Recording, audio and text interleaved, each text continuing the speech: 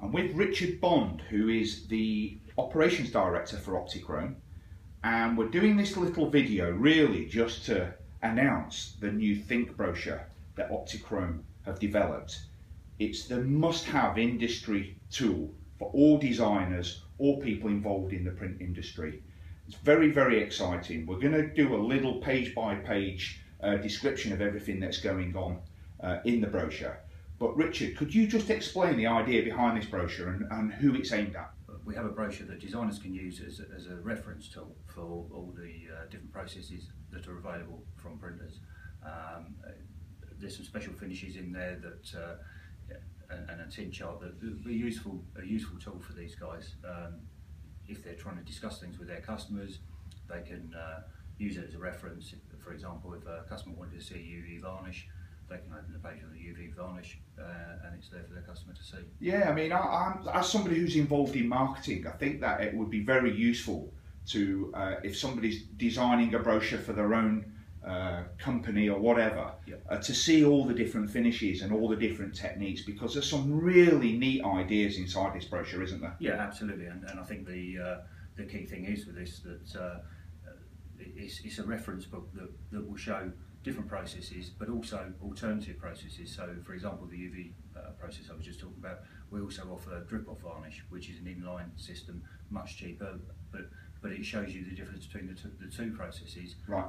So you've got a comparison. So you've got the more expensive version, the cheaper version, and you've got them side by side. Yeah, excellent. Now what we're going to do now is actually go page by page and show what's inside this brochure.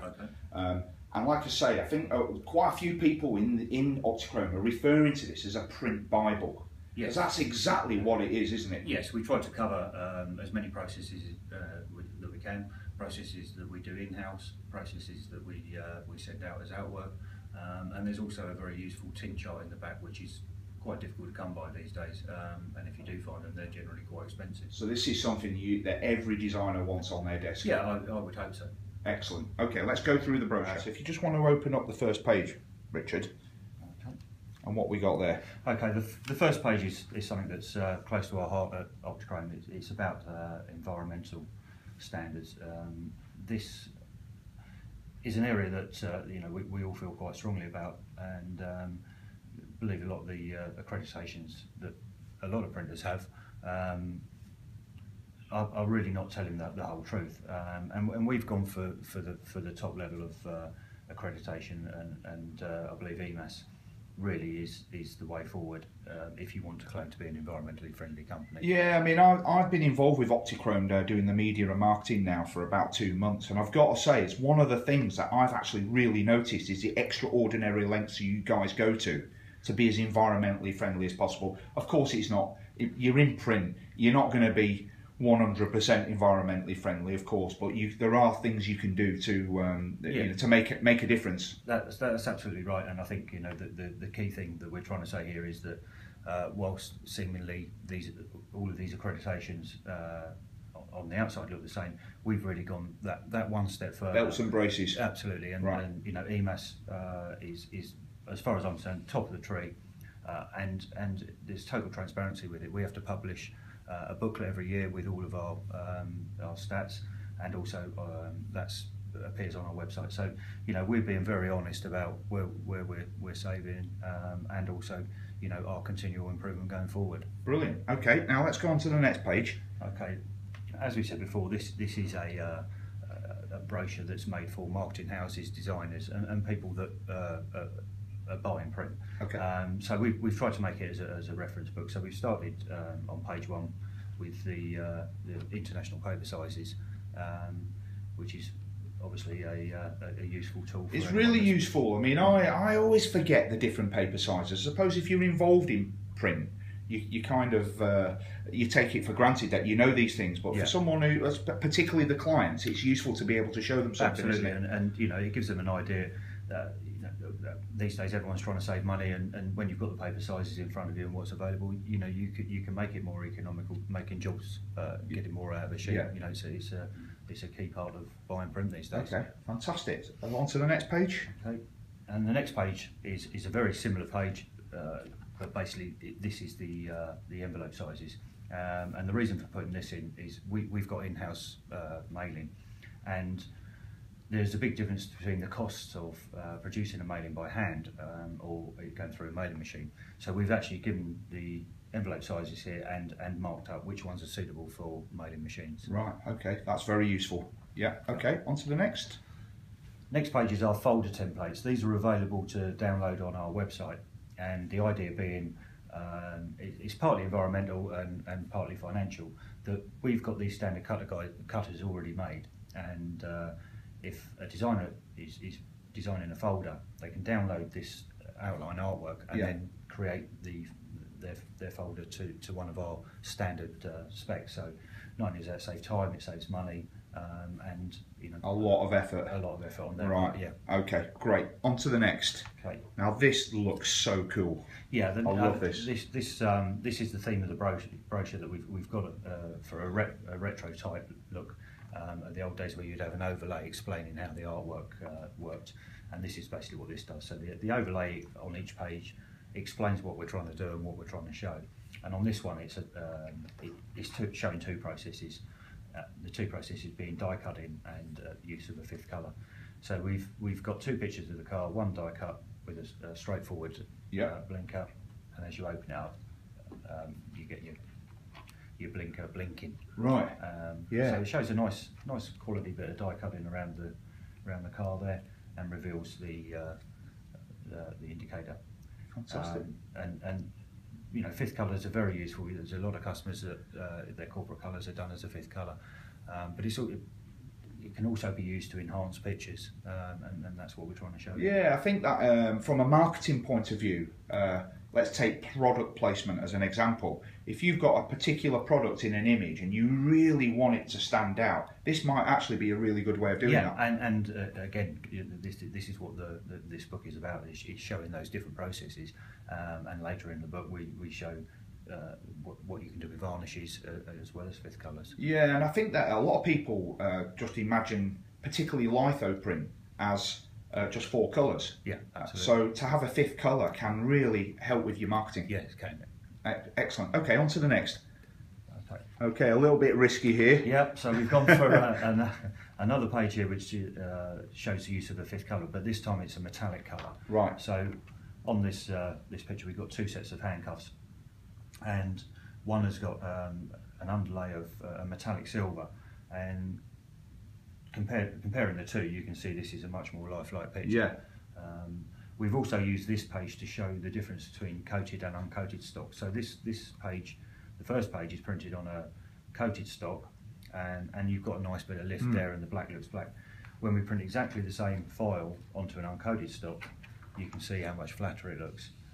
And this is basically to show designers and marketing people that when you spec these uncoated stocks, that there's a big difference in the type of quality you get, and especially if you've spent a lot of money on photography, it's almost pointless putting it onto an uncoated stock where you're going to get a lot more gain and you lose the sharpness of those pictures. Okay, fantastic. Okay, on to the next. Okay, so the next page is showing three different types of varnish. We've got a matte varnish, which is a machine varnish, and a gloss varnish, which again is a machine varnish, and then overlaid with a spot UV, which is a separate process.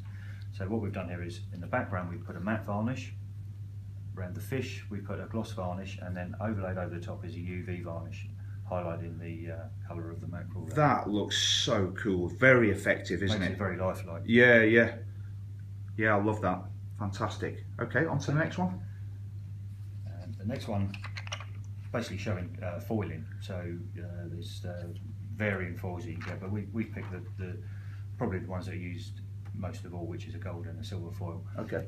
The reason for putting this page in is that when something, a metallic colour is foiled, you really do get a real depth to it, whereas a metallic fifth colour isn't anywhere near as sparkly as such. And we wanted to, quite often we get asked what's the difference between litho and a foil. So this page is to show that. Yeah, and if you go on the Optichrome blog, there's actually a really good brochure that we published on there, that uses this technique, and it looks fantastic. Yeah, I mean it really does add a bit of class to most jobs, and used correctly, you know, it really is a Stands nice out, doesn't it? It stands out in the crowd. Yeah. Okay. Lovely. On to the next. So on the next page, we've gone back to showing, because we've been talking about the difference a fifth colour can make. The two colours that probably reproduce worse out of four colour process are oranges and greens. Right. And the reason being that because they're cleaner colours than the standard four colour set. So what we've tried to show here is that your standard four colour colours, and then half of the bottle is produced in standard four colour. The other half has got an underlay of a fifth colour. So that one a lime green and that one a that shows that off really well, doesn't it? Huge difference. Yeah. It's a huge difference. And again, from a marketing point of view, if you want your marketing piece to really stand out from the crowd, a fifth colour is the way to go. Absolutely, and you know, the idea of the book is that the designers can show their customers. You know, it's very difficult to describe the difference verbally. So yes, you know, actually having it in pictures really brilliant. Backs it up. Okay. Okay, so on this page we've actually shown a scented varnish and also some retouching. This picture, which is a library shop, you can notice that the lemons have gone very red. Yeah. Basically because they're getting a reflection from the oranges around them. Okay. So on this panel here, we've actually retouched that and taken some of the magenta out, altering the curve, and as you can see, the lemons have gone back to a more natural colour. More natural yellow, yeah. Right. And actually, if you rub this, you will get the smell of a citrus smell. Okay, and just for the purpose of this, could you give us some use cases with clients that you may have done this for before? Because I remember this being done in the 80s and 90s. That's right, yeah. I mean, and retro has definitely come back, hasn't it? Absolutely, and it's you find a lot of magazines. Most people would have come across this in magazines, whether you know a lot of perfume manufacturers. Yeah, they're doing that. Yeah, but you can get literally any varnish smell you like, almost from coffee to really. Coffee to you know, citrus one like this. And there's your marketing slogan: "Smell the coffee." Yeah, that's right. I mean, and yeah, well, I've seen the list is endless, but right, it's a very nice process that just you know, again, it's another enhancement to a printed page. Brilliant. Okay, on to the next. Okay, on this one we've got presses with coating units, and one of the things we find is quite often we are spec'd matte paper with a gloss varnish on it, because of the nature of the matte paper, that the gloss can disappear and almost make it a worthless exercise. Okay. So what we've done is we've actually printed the same thing on a silk stock and a gloss stock, and as you can see, for example, on the gloss one, the gloss coating is far more glossy. It soaks into the silk, and you lose really the effect of it. So again, this shows what happens to a matte varnish, a silk varnish and a gloss varnish on a silk stock and a gloss stock. And seeing them all together actually is very useful, isn't it? Yeah, it gives you again, it's very easy to try and imagine these, or it's not easy to try and imagine these things, so having it in front of you really does. If you're in front of a client, this is just brilliant. Yeah. Okay, on to the next. Okay, the next one is a process called embossing, and we've tried to actually show embossing and debossing. Embossing is when it raises up over out of the sheet, which is shown here on the plug. Okay. And then the word sink here has been debossed into the sheet. Another very subtle process, but you know, again, can have some really nice effects. Okay, fantastic. Okay, this page shows drip off varnish, which is something we can do inline on the press, and is an alternative to UV varnish. But because it's done inline on the press, it's a much cheaper option, and basically it's a very similar thing. I'd never say it was as good as UV varnish, but it's a very nice alternative. And it's just little bit specks actually on the page. It's not the whole page. No, if you can see on some of the drips there or on the sprinkles, it lifts out. Just fantastic. And in actual fact, that's probably the advantage this has over UV.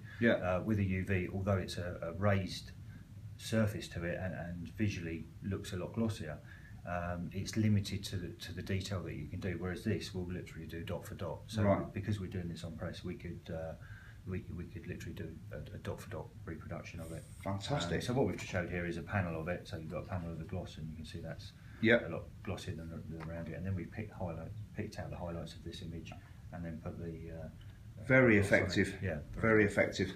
Okay. Okay. This is an AR page. Augmented reality for those who don't know what AR is. Yes. So our customers can go to the website, download the link, put this on their iPhone or Android, and then show this page. And it's a very impressive way for a marketing piece. Yeah. Very impressive way of really making something stand out. Yeah. What we've done on this one is we can't show it now, no, because obviously I haven't got the app installed here, but I'll explain it. Essentially, what happens is those bubbles come to life, don't they? Yep. On the screen. Yeah, that's your eyes up from and the they page. pop in front of you. Absolutely. Yeah, fantastic. Okay, on to the next. Okay. The next page is more of a service rather than a process. It's a new service we're launching called Mail Hub, and the idea being that a lot of people have a lot of costs getting their post out the door. And a lot of those are hidden costs, i.e., someone's physically got to do that. You're paying money on a franking machine, etc., etc. And what we're saying is that people can basically send their files to print as they normally would, but it would come directly into us, and we would do the whole mailing process for them. Okay. So we would either use stock letterheads that they needed. For example, if someone was doing invoices, we could use a stock base sheet, or we could print the whole thing digitally and have it out the same day. Yeah, very useful. I mean, I know of a lot of companies when they, at various times of the year, so for instance, service charge reminders or membership clubs that need to send out special offers or whatever, very busy times of the year where they literally have every single member of staff stuffing envelopes and all the rest of it. This eliminates all of that, doesn't it? And it is such a simple process. They literally one click on their desktop, and the files appear in a folder. You print it more or less the same way as you would do in a mail merge. You press the print icon, and instead of it printing off on your printer in your office, it actually prints off at Optichrome. Absolutely, but the key thing for the customer is that because of the amount of postage we do in a day, we get special rates, and so that the cost saving moves up. Is passed on to the customer. But also, you've got all the machines to stuff the envelopes and all the rest of it. Yeah. And I think that from a resource point of view, that's an enormous cost saving for a company, because they can be doing more productive things. Absolutely, and the other side to it, which is important, is the data security side of things. Right. We're very hot on data security and the fact that it's all kept in one factory. Some places would be doing the print element and then sending the mailing out to a mailing house. This is all done in house. So you fulfil it all rather than send it out to other fulfillers. Okay, excellent. Let's move on to the next one. Okay, the next page is our multi-channel marketing. Just because of the way the market's going these days, most people aren't relying on one way of getting their message across. So this is to remind people that we can do all of the processes that are wrapped up within that. Yeah, and actually, multi-channel marketing is a very in-depth subject, which we won't cover now. Yeah. But actually, if you go on the Optichrome blog, we did a podcast with Julio, the business development manager, on this, and there'll be all sorts of other stuff as well. But actually, multi-channel marketing is a great way for companies to see what kind of marketing works. So, for instance, some people are more receptive to email marketing than they are to print marketing.